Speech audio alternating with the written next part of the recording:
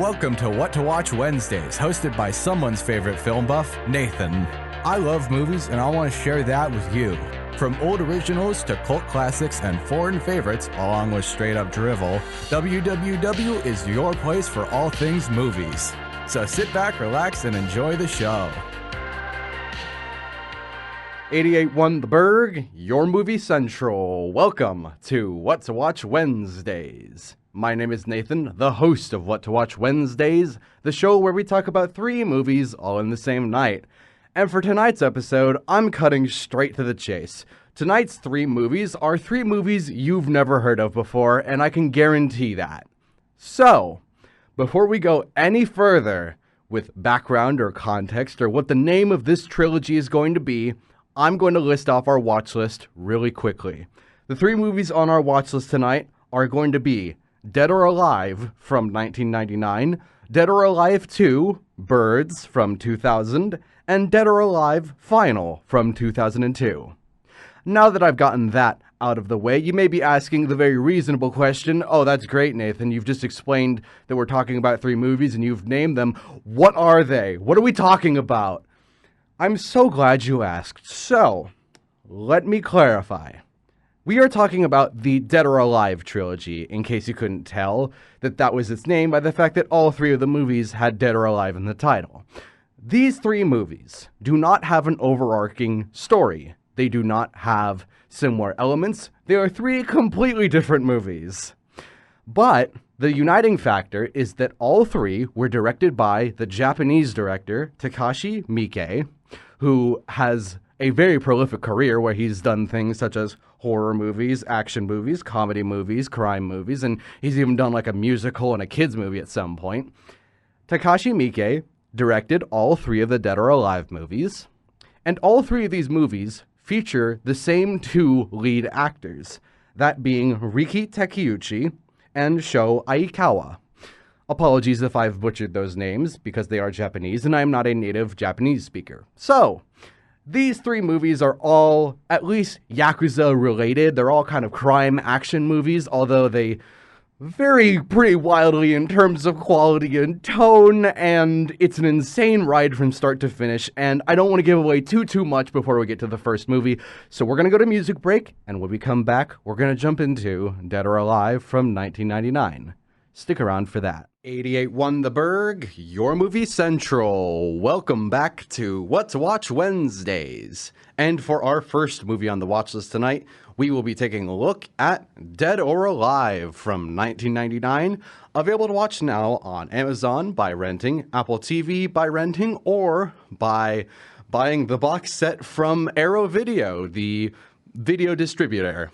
So, that's an interesting point that I might bring up later, might not, but we'll talk about that later because there's much bigger fish to fry. First up, the basic plot summary of Dead or Alive. We follow a Japanese cop by the name of Jojima as he must track down Ryuichi, the leader of a small-time gang. So, I know I said we had bigger fish to fry, and that was an extremely simple plot summary. Hold on a second. Just hold on. So, keep in mind that all 3 of these movies feature the same 2 lead actors in different roles in each movie. So, Jojima, the cop, is played by Sho Aikawa, almost butchered that name, and Ryuichi is played by Riki Takeuchi. Okay? I'm going to mention it for all 3, just for the sake of clarity. Now, those are our 2 lead actors, and we have the director Takashi Miike attached to the movie. Cool. Where's the other part that's kind of wrapped up with all these movies? Well, in the background, there is a lot of stuff in between these 2 gangs of a Yakuza and a Triad gang, and they're kind of engaged in some stuff, maybe fighting, maybe trying to team up. It was kind of hard to follow along with, I'll be completely honest, but we'll get to why a bit later. So, I know I've talked about, kind of in the intro, the fact that we're talking about the Dead or Alive movies, and I've also mentioned that none of you have heard of this series before. So I'm trying real hard to ease you all into this before I throw you off the deep end. Because in my experience when watching these, having never really heard of them and not really knowing what I was getting into, I was thrown off the deep end immediately. And by that, I mean immediately. I mean, the first 6 minutes of the first movie threw me off the deep end so heavily that I stopped watching it and came back to it 2 years later to review it for this show. Okay, think about that for a second. The first 6 minutes alone were enough to make me go, you know what? I'm going to wait a little while before I come back to this movie.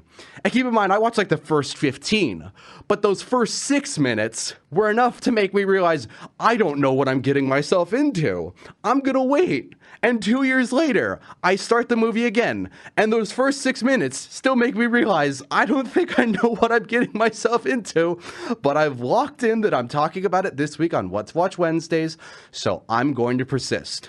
Now, why on earth could the first 6 minutes of a movie cause me to have that level of an existential crisis?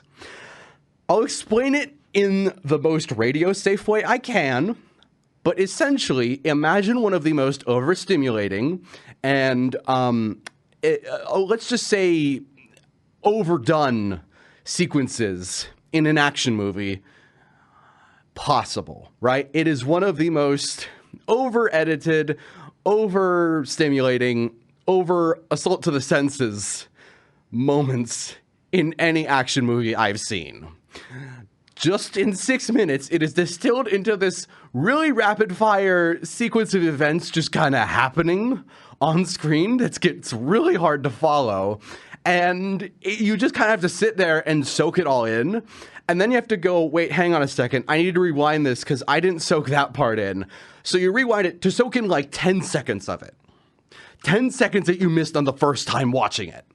And this is the first 6-minute montage of this trilogy. Now, you need to understand that over the course of the night, my brain might get a little disorganized because when my brain gets flashbanged in the first 6 minutes of the movie, it doesn't really know how to respond.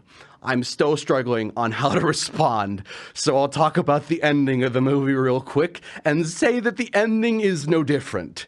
The ending of this movie is insane. The ending kind of negates everything leading up to it, even the insane first 6 minutes. Now then, let me at least give it credit on both ends. The first 6 minutes of the movie, for as overstimulating and confusing and hard to follow as it is, can be explained and makes total sense after watching the rest of the movie. I can't believe I'm saying that, but it's true. Now, the last maybe like 4 minutes or so do not have that luxury going for them and do not make sense after watching the entire movie leading up to it. So, with that clarification out of the way, so that I don't lose my mind talking about just 6 minutes of a movie, let's acknowledge the fact that there's also a middle section of this movie, and I haven't talked about anything regarding plot, I haven't talked about anything regarding the quality of the movie, I've just talked about how much my brain hurts thinking about the first 6 minutes of this trilogy. So, the middle of this movie is nothing like the first 6 minutes, and it's nothing like the last 4. It is a fairly straightforward, although slightly unique, crime drama involving members of a Yakuza, members of the Triad, a police chief, or a police detective, or police cop, whatever, a police officer, and Ryuichi, who is the leader of a small-time gang who have all came from China specifically and immigrated to Japan and are now trying to make a name for themselves in the organized crime world. When I put it out like that, you're probably asking what could possibly be in the beginning and end that make you lose your mind over a fairly straightforward Yakuza movie. I can't get into it. I just can't. All I can say is trust me. Just trust me that it is insane. And it is insane how the middle section of this movie proceeds to just kind of be so straightforward and yet kind of mess up a pretty basic storytelling rule wherein they don't have middle sections of scenes. In the entire middle of this movie, they forget middle sections, okay? So let me explain this. Let me explain this as a really good example, right?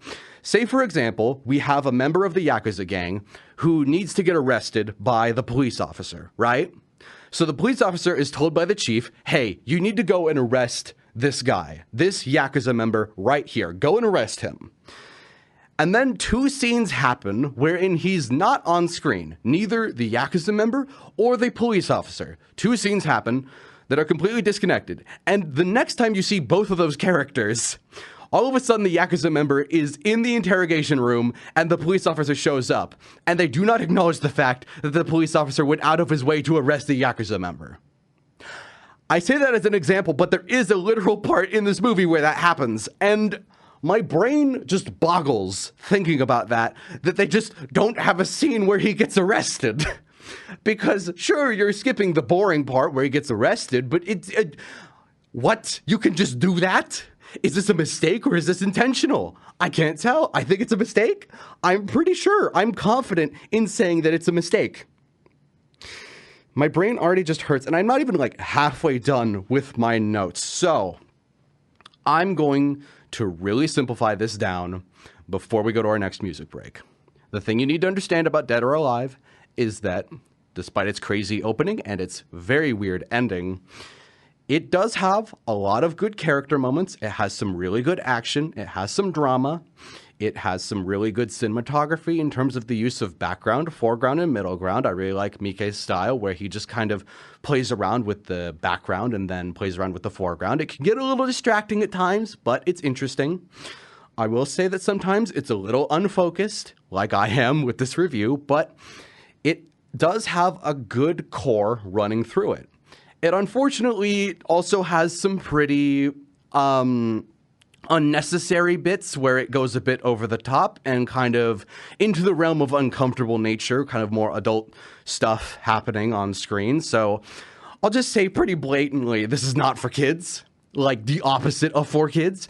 It does venture into some pretty iffy territory. So it comes with that disclaimer, definitely a content warning. I will say, having seen some more devious stuff, with the way Dead or Alive approaches it, it does not really enjoy showing all of the more explicit stuff. It just kind of shows it, and you're left to grapple with it. So that's at least a somewhat interesting concept of not really being given an opinion by the filmmakers on what they're really showing you. With all that being said, we have even more bigger fish to fry, and we need to go to music break because I'm already kind of scrambling to explain this properly. And I think I've done a good job so far, but I need a break. So we're going to go to music break. And when we come back, we'll jump into Dead or Alive 2, Birds. Stick around for that. Your Movie Central. Welcome back to What to Watch Wednesdays. And for our second movie on the watch list tonight, we will be taking a look at Dead or Alive 2, Birds from 2000, available to watch now on YouTube through renting or Google Play Movies through renting or through the Arrow Video box set. For the basic plot summary of Dead or Alive 2, Birds, we follow Okamoto and Sawada, who are 2 hitmen that are assigned the same target. After Sawada carries out the hit, both of them flee to their childhood island, or that being the island that they grew up with or on as children. And because they both went to the same exact island, they start to realize, hang on a second, did we grow up together? And they realize pretty quickly, yes, we did. We were raised in the same orphanage together. And yeah, that's kind of the plot. Sounds like a pretty interesting concept, right? Yeah, it's a very interesting concept. You may be asking, though, why is it called Birds? And my answer to that is because there's, birds in there. They have paintings of birds, and you hear birds in the background, and there's a certain part near the end where there are feathers and wings involved. So keep that in mind. But in terms of plot, yeah, that's where, as far as I'm gonna go with it, because if I'm just explaining the plot, then what's the point? And I'll be honest with you, I think that's a really good summation of the concept of this movie. It's about two hitmen who realize that they're childhood friends and they go back to their childhood home, because that means we get kind of two sides of a coin. We get them experiencing returning home and seeing how it's changed and how they've changed over the years and kind of catching up after being separated at a much younger age.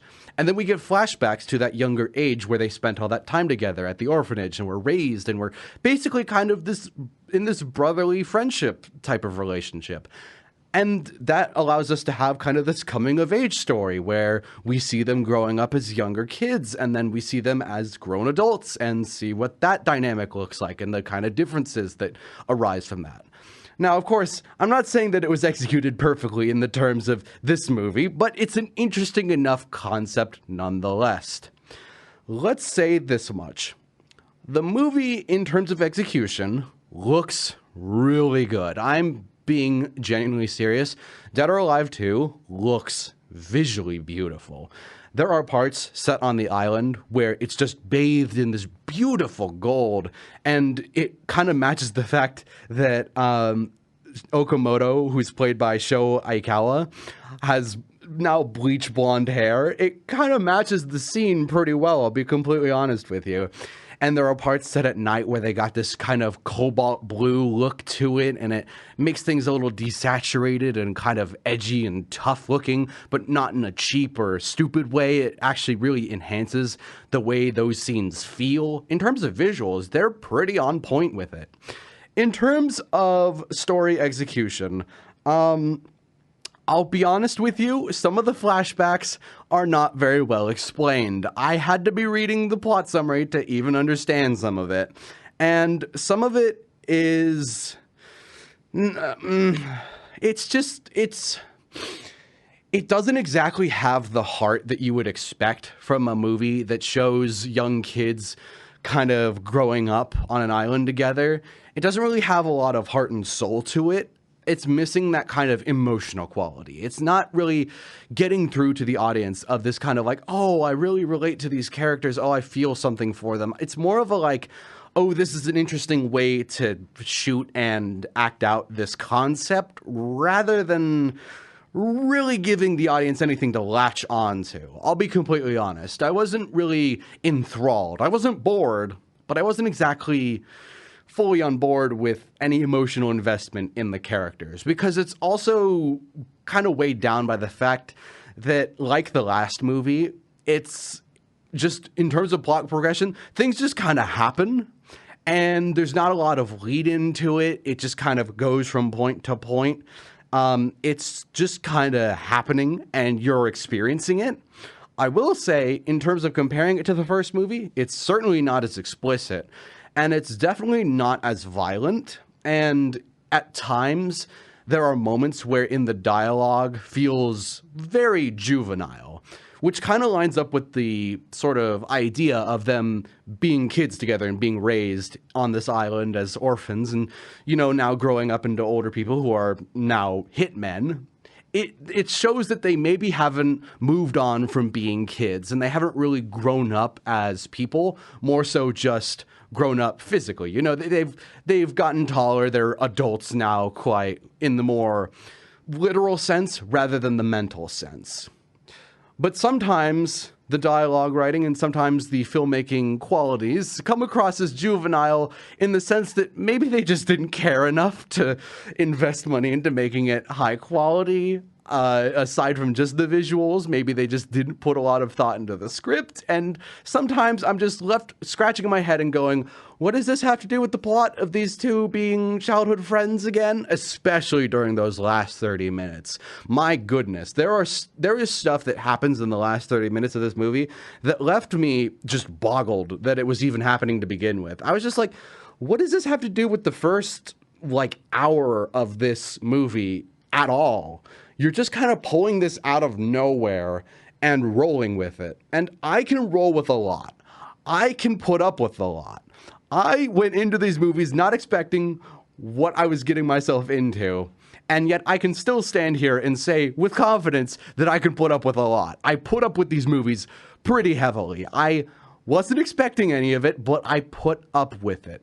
I'll say this. You can't draw a line in the sand after you dash straight into the ocean.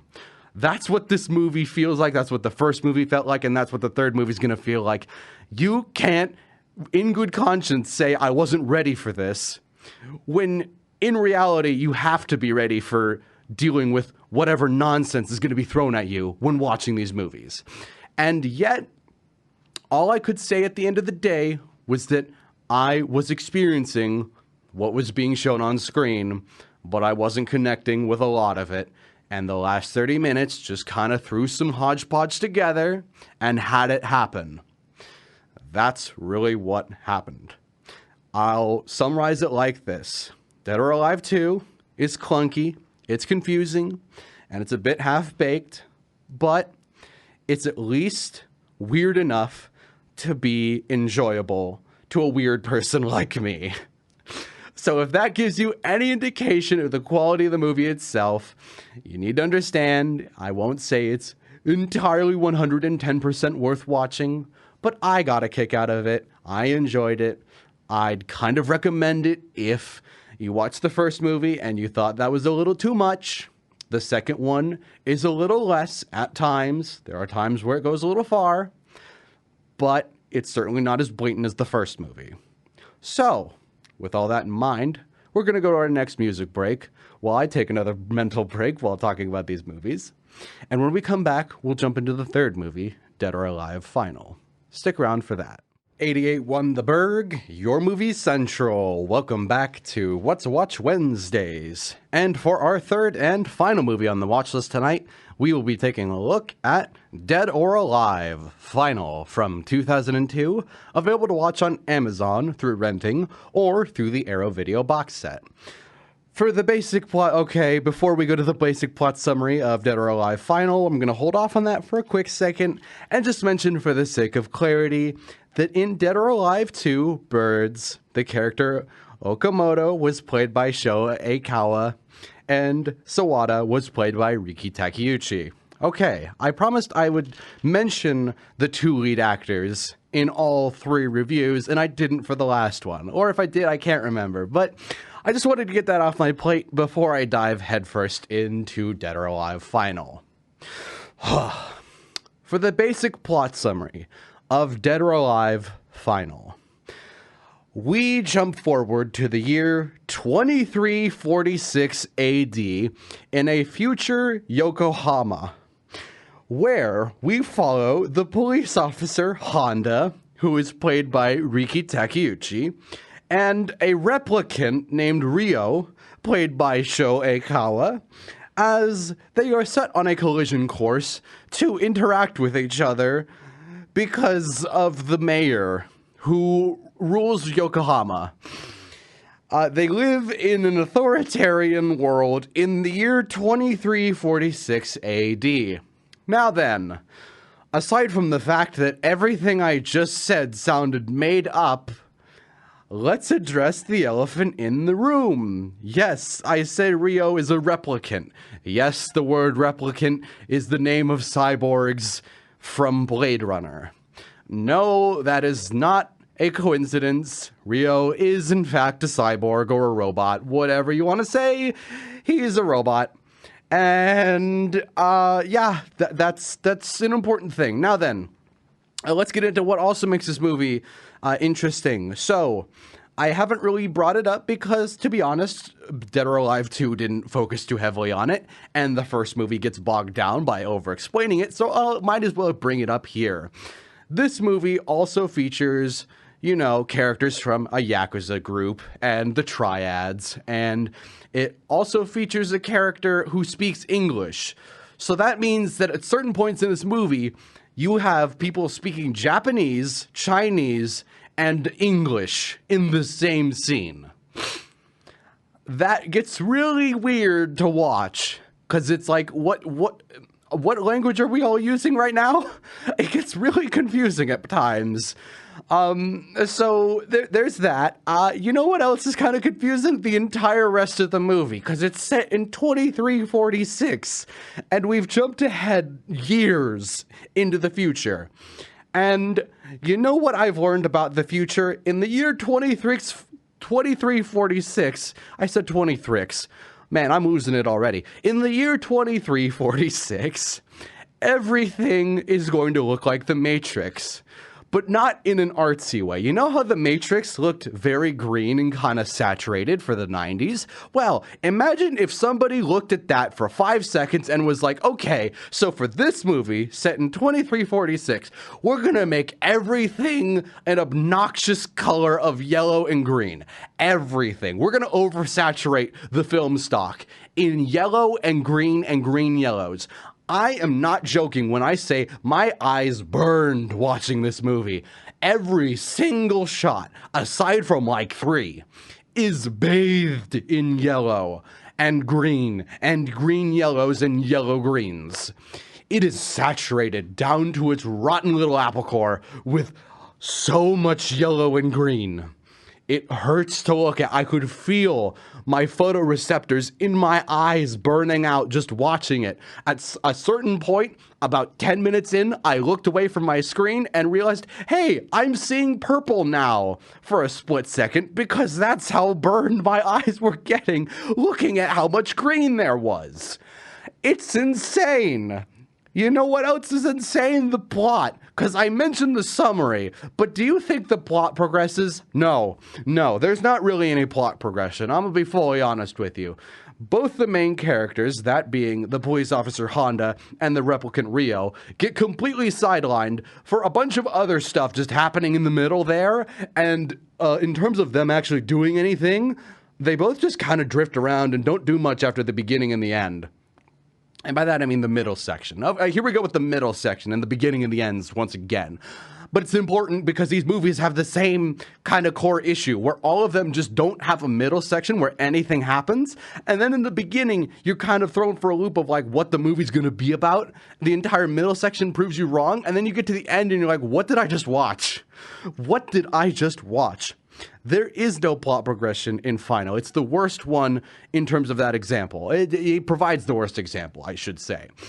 All of the plot progression is just kind of delegated to either happening off screen or not happening at all, and it just gets hard to follow because so much nothing is happening.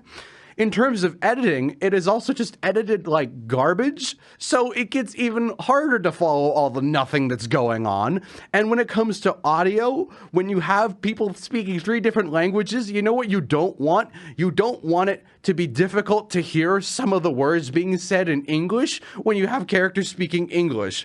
I'll also say that in terms of the digital transfer that was used on the version I watched, they could not get a better version. So it just looks extremely buttery smooth for no reason when it's not supposed to look like that. And keep in mind, everything is yellow and green. So it hurts my eyes even more than it already does. And that's not even the worst part. Just like... it's not as graphic, sure, but it's at what cost? I lost so many brain cells watching this, and to say that I enjoyed it is an understatement. I loved Final. I thought it was weird. I was lost. I was confused, but I was still enjoying myself. And I'll say that the ending is so out there, I can't even mention it anywhere. I can't talk about what happens. I can't recommend looking up what happens. It's just, no. I'm not gonna plant that seed in your head, although you're probably gonna look it up anyways, now that I've planted that seed in your head. It goes beyond all human decency, what they do at the end of this movie, and I was just in shock and awe that anybody had the idea of ending this series the way it did. And that brings up an important point. I'm in shock and awe. Why on earth did I pick this series of movies? Let me clarify very quickly. I bought the box set of these 3 movies from Arrow Video, and I decided to watch them and review them. I saw them on Arrow Video. I decided to buy it on the sheer basis of, haha, I don't know what this is. I'm gonna get it. That's it. That's the literal reason I watched all 3 of these movies and why I'm reviewing them. Would I recommend them? The first one, if you are able to put up with some pretty heinous stuff, yes, I'd recommend it if you're a fan of Japanese action movies and you're willing to put up with some pretty brutal stuff. The second movie, just on the sheer basis of concept, yes, I would. The third movie, Dead or Alive Final, I'd recommend if you're in the mood for, I don't know what I just watched, and I don't know if I'll ever watch it again, but I sure did watch it. If you're up for that kind of movie, buckle up and definitely watch the third movie. Highly recommend it if you're in for that. I'll say this much for anybody who's not interested in watching these movies.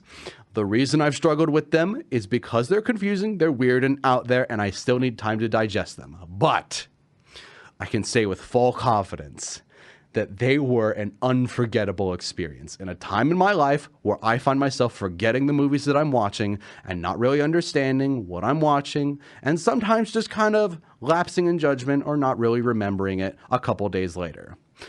I don't think I'm ever going to forget this trilogy. I will never forget it, and even though I haven't been able to perfectly encapsulate why that is, I hope you can understand that I'm never going to forget this. So, with all that being said, thank you all for listening in to What to Watch Wednesdays. I will be back next Wednesday from 8 to 9 p.m. here on 88.1 The Burg for another episode of What to Watch Wednesdays. If you want to follow along with the show, please be sure to follow along on YouTube and Instagram at What to Watch Wednesdays, on one word, no caps, no spaces. I will be back next Wednesday telling you all what to watch. Good night, everybody.